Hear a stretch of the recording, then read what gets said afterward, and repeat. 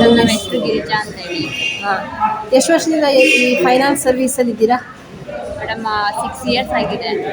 6 ಇಯರ್ಸಿಂದ work ಮಾಡ್ತಾ ಇದ್ದೀವಿ ಇದೇ ಶಿವಮೊಗ್ಗದಲ್ಲಿ ಫೈನಾನ್ಸ್ ಕಡೆಯಿಂದ. ಏನು ಓದಿದ್ದೀರಾ? ಮೇಡಮ್ BA ಕಂಪ್ಲೀಟ್ ಆಗಿದೆ. ಡಿಗ್ರಿ ಆದ ತಕ್ಷಣ ಇಲ್ಲಿ ಬಂದ್ರಾ? ಇಲ್ಲ, ಬೇರೆ ವರ್ಕ್ ಮಾಡಿದೆ. ಇನ್ಶೂರೆನ್ಸ್ ಕಂಪ್ನಿ ಕೂಡ ವರ್ಕ್ ಮಾಡಿದೆ. ಯಾವ insurance? Exide life insurance. Okay, Excel, Exide. ಹಾಂ, ಜನರಲ್ ಇನ್ಶೂರೆನ್ಸ್. ಹೌದು. ಅದು ಬಿಟ್ಟು ಇಲ್ಲಿ ಯಾಕೆ ಬಂದ್ರಿ? ಅಂದರೆ ಅದು ಬಂದು ನಮಗೆ ಅಲ್ಲಿ ಸ್ಯಾಲ್ರಿ ಕಡಿಮೆ ಇತ್ತು. ಸೊ ನಾವು ಇದು ನಾರ್ಮಲಾಗಿ ಬಂದ್ವಿ, ಬೇರೆ ಫೀಲ್ಡ್ಗೆ ಹೋಗೋಣ ಅಂತ ಹಾಗೆ ರೆಫರ್ ಮಾಡಿಕೊಂಡು ಸೊ ಇಲ್ಲೇ ಕಂಟಿನ್ಯೂ ಮಾಡ್ಕೊಂಡು ಹೋಗ್ತಾ ಇದ್ದೀವಿ. ಓಕೆ, ಅಲ್ಲಿ ಈ ಫೈನಾನ್ಸ್ ಕೆಲಸ ಅಂದರೆ ಏನಿರುತ್ತೆ? ನಿಮ್ಮ ಕೆಲಸ ನೇಚರ್ ಏನಿರುತ್ತೆ? ಮೇಡಮ್ ಫೈನಾನ್ಸ್ ಅಂದರೆ ಏನಂದರೆ ಆ್ಯಕ್ಚುಲಿ ಈಗ 2 ವೀಲರ್, ಸೊ ಫೈನಾನ್ಸಲ್ಲಿ ಬೇರೆ ಬೇರೆ ಥರ ಫಿನಾನ್ಸ್ಗಳಿರುತ್ತೆ. ಸೊ ಇದು ಪರ್ಟಿಕ್ಯುಲರ್ ಆಗಿ ಬಂದು 2 ವೀಲರ್ ಫಿನಾನ್ಸು.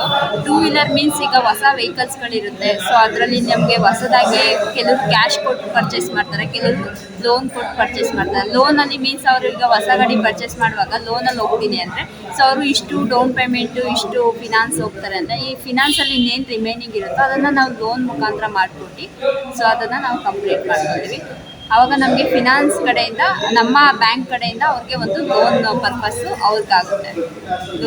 ಲೋನ್ನೆಲ್ಲ ಅಪ್ರೂವಲ್ ಆಗುತ್ತೆ ನಮ್ಮ ಬ್ಯಾಂಕ್ IDFC ಬ್ಯಾಂಕ್ ಕಡೆಯಿಂದ. ಓಕೆ, ಲೋನು ಅಪ್ರೂವ್ ಆಗೋಕ್ಕೆ ಏನೇನು ಡಾಕ್ಯುಮೆಂಟ್ಸ್ ನೀವು ಕೇಳ್ತೀರಾ? ಮೇಡಮ್ ಏನಿಲ್ಲ, ನಮ್ಗೆ ಆಧಾರ್, ಪ್ಯಾನು, ಪಾಸ್ಬುಕ್, ಫೋಟೋಸ್ ಇಷ್ಟಿದ್ರೆ ಸಾಕು. ಆನ್ ಸ್ಪಾಟಲ್ಲೇ ವೆರಿಫಿಕೇಷನ್ ಎಲ್ಲ ಆಗುತ್ತೆ. ಸೊ ನಮ್ಗೆ ಏನು ರಿಪೋರ್ಟ್ ಬರುತ್ತೋ ಎಲ್ಲ ಕ್ಲಿಯರ್ ಮಾಡ್ಕೊಂಡು ಕ್ಲೋಸ್ ಮಾಡ್ತೀವಿ. ಒಂದು ದಿನಕ್ಕೆ ನಿಮ್ಮ ಹತ್ರ ಎಷ್ಟು ಆ ಥರ ಜನ ಬರ್ತಾರೆ? ನೀವು ಎಷ್ಟು ಮಾಡ್ತೀರಾ ಕೇಸಸ್? ಮೇಡಮ್ ನಮಗೆ ಒಂದು ದಿನ ಅನ್ನೋದಕ್ಕಿಂತ ಎವ್ರಿ ಮಂತ್ ಟಾರ್ಗೆಟ್ ಅಂತ ಇರುತ್ತೆ. ಸೊ 20 to 25 ಗಂಟನೂ ಇರುತ್ತೆ. ಆಲ್ಮೋಸ್ಟ್ ಅಲ್ಲಿ ಕಾಂಪಿಟೇಷನ್ ಫೀಲ್ಡ್ ಜಾಸ್ತಿ ಇರುತ್ತೆ. ಸೊ ನಾನು ಒಂದು ಈಗ ಹೆಂಗೆ IDFC ಫಿನಾನ್ಸ್ ಇರುತ್ತೋ ಅದೇ ಥರ ಬೇರೆ ಬೇರೆ ಫಿನಾನ್ಸ್ಗಳಿರುತ್ತೆ. RBL ಆಗಲಿ, IDFC ಆಗಲಿ, HDB ಆಗಲಿ, ಮಣಪುರಂ, ಇಂಡಸ್ಇಂಡು, TVS ಫಿನಾನ್ಸ್, ಈ ಥರ ಬೇರೆ ಬೇರೆ ಫಿನಾನ್ಸ್ಗಳಿರ್ತದೆ. ಒಂದು ಕಡೆ ಶೋರೂಮ್ ಅಂತ ಹೋದಾಗ ಅಲ್ಲಿ ಕಾಂಪಿಟೇಷನ್ ಕೂಡ ಇರ್ತದೆ. ಸೊ ಅಲ್ಲಿ ನಾವು ಏನು ಮಾಡ್ತೀವೋ ಅದ್ರ ಮೇಲೆ ಕಸ್ಟಮರ್ ಈಗ ಯಾವುದ್ರಲ್ಲಿ ರೇಟ್ ಆಫ್ ಇಂಟ್ರೆಸ್ಟ್ ಕಡಿಮೆ ಇರುತ್ತೋ, ಯಾವುದ್ರಲ್ಲಿ ಹೆಂಗೆ ಹೋಗ್ತಾರೋ ಆ ಥರ ಕಸ್ಟಮರ್ ಜೆನ್ಯೂನ್ ಆಗಿ ನಾವು ಮಾಡ್ಕೊಂಡು ಹೋಗೋದು. ಓಕೆ, 6 ವರ್ಷದ ಹಿಂದೆ ನಿಮ್ಮ ಸಂಬಳ ಎಷ್ಟಿತ್ತು? ಇವಾಗ ಎಷ್ಟು ಇನ್ಕ್ರೀಸ್ ಆಗಿತ್ತು? 8,000 ಇತ್ತು ಮೇಡಮ್. ಓಕೆ, ಇನ್ಕ್ರೀಸ್ ಆಗುತ್ತೆ. ಇನ್ಕ್ರೀಸ್ ಆಗಿದೆ. ಕಂಪೇರೇಟಿವ್ಲಿ ನಿಮಗೆ ಸ್ಯಾಟಿಸ್ಫ್ಯಾಕ್ಷನ್ ಇದೆಯಾ ಜಾಬಲ್ಲಿ? ಇದೆ ಮೇಡಮ್. ಓಕೆ, ಎಷ್ಟು ಗಂಟೆಯಿಂದ ಎಷ್ಟು ಗಂಟೆ ಬರೋದಕ್ಕೆ ಕೆಲಸ ಇರುತ್ತೆ ಮೇಡಮ್? Morning 9:30 evening 6:30. 6:30. ಓಕೆ, ಮಧ್ಯ ಬ್ರೇಕ್ ಅಂತ ಇರಲ್ವಾ? ಲಂಚ್ ಅವರ್ಸ್ 1 ಅವರ್ ಇರುತ್ತೆ. ಲಂಚ್ ಅವರು? ಓಕೆ, ನಿಮಗೆ ನೀವೇ ಬಾಸಾ ಅಥವಾ ಬೇರೆಯವ್ರು ಯಾರಾದರೂ ಬಂದು ನಮಗೆ ಮ್ಯಾನೇಜರ್ಸ್ ಇರ್ತಾರೆ.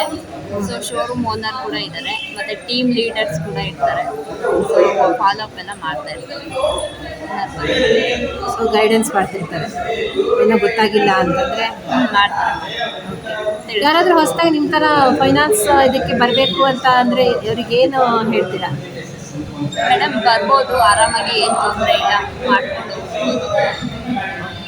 ಕೋಆಪ್ರೇಟಿವ್ ಆಗಿದೆಯಾ? ಹಾಂ. ಇಲ್ಲಿ ಸೇಲ್ಸ್ ಟೆಕ್ನಿಕ್ ಅಂದರೆ ಏನು ಮೇಜರ್ ಆಗಿದೆ ನೀವು ಬಳಸ್ತೀರಾ ಸೇಲ್ಸ್ಗೆ?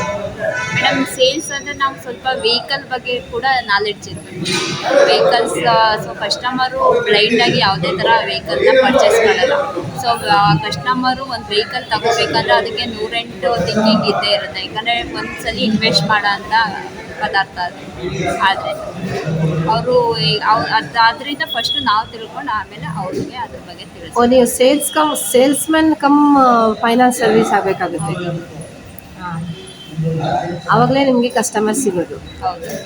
ಓಕೆ, ನೀವು ಫೈನಾನ್ಸ್ ಅಲ್ಲೆಲ್ಲ ಆಫೀಸಲ್ಲಿ ಫೈನಾನ್ಸಲ್ಲಿ ಕೂತ್ಕೊಳ್ದೆ ಇಲ್ಲಿ ಯಾಕೆ ಕೂತಿರ್ತೀರಾ ಶೋರೂಮ್ಗಳಲ್ಲಿ? ಮೇಡಮ್ ಏನಕ್ಕೆ ಅಂದರೆ ನಮ್ಮದು ಒಂದು ಬ್ರಾಂಚ್ ಇರುತ್ತೆ. ಸೊ ನಮ್ಮ ಸರಸ್ವತಿಪುರಂ ಬೇಕ್ ಪಾಯಿಂಟ್ ಇದೆ. ಸೊ ಅಲ್ಲಿ ಬೇರೆ ಈಗ ನಮ್ಮದೇ ಅಂತಲ್ಲ, ಬೇರೆ ಎಲ್ಲ ಬ್ಯಾಂಕ್ಗಳು ಬೇರೆ ಸಪ್ರೇಟ್ ಬ್ರಾಂಚ್ಗಳಿರುತ್ತೆ. ಇಲ್ಲೇನಂದರೆ ಇಲ್ಲಿ ಬಿಸ್ನೆಸ್ ಮಾಡೋ ಅಂಥದ್ದು. ಸೊ ಇಲ್ಲಿ ಲೋನ್ಗೆ ಅಂತ ಬರ್ತಾರಲ್ಲ, ಸೊ ಅವ್ರಿಗೆ ನಾವು ಲೋನ್ ಮಾಡಿಕೊಡೋ ಅಂಥದ್ದು. ಸೊ ಅಲ್ಲಿ ಕೂತ್ಕೊಂಡ್ರೆ ಅವ್ರಿಗೆ ಗೊತ್ತಾಗಲ್ಲ ಅಂತ ನೀವು ಇಲ್ಲಿ ಇಲ್ಲೇ ಬಂದು ಓಕೆ, ಎಷ್ಟು ಈ ಥರ ಕಂಪ್ನಿಗಳು ಇಲ್ಲಿ ಇರ್ತಾರೆ? ಇಲ್ಲಿ 7 ಫಿನಾನ್ಸ್ ಇದೆ ಮೇಡಮ್. 7 ಫೈನಾನ್ಸ್. ಸೊ ಈ ಫೈನಾನ್ಸ್ ಇದರಲ್ಲಿ ಕಾಂಪಿಟೇಷನ್ ಇರುತ್ತಲ್ಲ ಲೋನ್ ಕೊಡೋದ್ರಲ್ಲಿ, ಹಂಗೆ ಲೋನ್ ವಸೂಲಿ ಮಾಡೋದಕ್ಕೂ ಚೆನ್ನಾಗೇ ವಸೂಲಿ ಮಾಡ್ತಾರೆ. ಅಂಥ ವಸೂಲಿಗ ಅಂಥ ಟೈಮಲ್ಲಿ ಏನು ಮಾಡ್ತೀರಾ ನೀವು? ಮೇಡಮ್ ಫಿನಾನ್ಸಲ್ಲಿ ಸೊ ಈಗ EMI ಕಟ್ಟೋ ಅಂಥವ್ರು ಇರ್ತಾರೆ, ಕಟ್ಟದೇ ಇರೋರು ಅಂಥವ್ರು ಇರ್ತಾರೆ. ಸೊ ನಾವೂ ಈಗ ಮಾಡಲೇಬೇಕು ಸೇಲ್ಸ್ ಆದ್ದರಿಂದ. ಸೊ ನಾವೂ ಈಗ ಗೈಡ್ ಮಾಡಬೇಕು ಕಸ್ಟಮರ್ಗೆ. ಸೊ ಲೋನ್ ಈ ಥರ ಇರುತ್ತೆ, ಈ ಥರ ಕಟ್ಟಲೇಬೇಕು, ಕಟ್ಟಲಿಲ್ಲ ಅಂದರೆ ಈ ಥರ ಬೋನ್ಸ್ ಚಾರ್ಜಸ್ಗಳು ಬರುತ್ತೆ. ಸೊ ನಿಮಗೆ ಮುಂದೆ ಸಿಬಿಲ್ ಪ್ರಾಬ್ಲಮ್ ಆಗುತ್ತೆ, ಈ ಥರ ಎಲ್ಲ ಗೈಡ್ ಮಾಡಿ ಕಳಿಸ್ಬೇಕು ಅವ್ರಿಗೆ. ಸೊ ಆದಷ್ಟು ನಾವು ಎಷ್ಟು ಅವ್ರಿಗೆ ಲೋನ್ ಬಗ್ಗೆ ತಿಳಿಸೋಕ್ಕಾಗುತ್ತೋ ಅಷ್ಟು ತಿಳಿಸ್ಕೊಡು. ಕೆಲವ್ರು ಈಗಿನ ಇದರಲ್ಲಿ ಆಲ್ಮೋಸ್ಟ್ ಅಲ್ಲಿ ತಿಳ್ಕೊಂಡಿರ್ತಾರೆ. ಇನ್ನು ಕೆಲವರು ವಿಲೇಜ್ ಪರ್ಸನ್ಸ್ಗಳು ಬಂದಾಗ ನಾವೇ ಗೈಡ್ ಮಾಡಿ ತಿಳಿಸಿ ಕಳಿಸ್ಬೇಕು.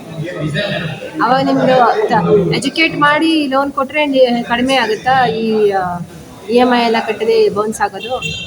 ಅಂದರೆ ಅವರು ಈಗ ಚಾರ್ಜಸ್ಗಳು ಬೀಳುತ್ತೆ ಅಂತಂದಾಗ ಸೊ ಅನ್ಯಾಯವಾಗಿ ಈಗ ಚಾರ್ಜಸ್ಗಳು ಕಟ್ಟಬೇಕಂದಾಗ ಅವರು ಆದಷ್ಟು ಎಷ್ಟು ಅವಾಯ್ಡ್ ಮಾಡೋಕ್ಕಾಗುತ್ತೋ ಅಷ್ಟು ಮಾಡ್ಕೋತಾರೆ. Thank you.